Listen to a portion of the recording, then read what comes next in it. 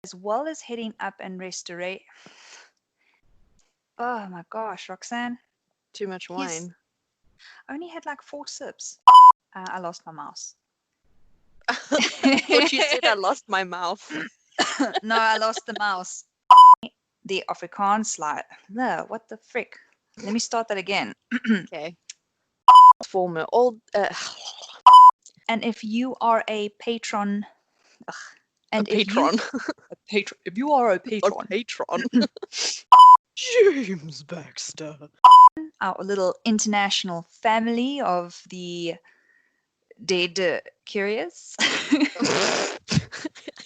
Of the dead, I want to say of the curious, is of the dead. Okay, never mind. Do you know what we should do? We should have like a sound effect come in when we do the news, like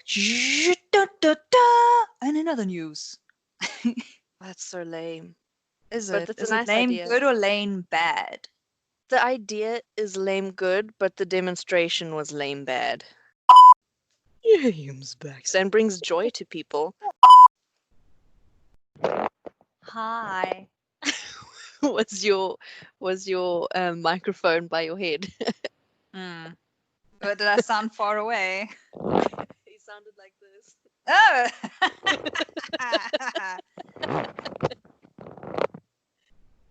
How you doing?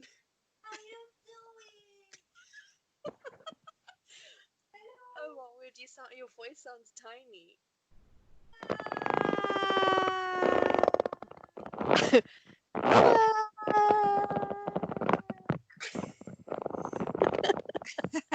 Okay.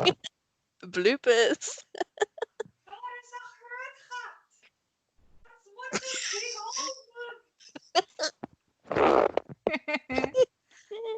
Okay.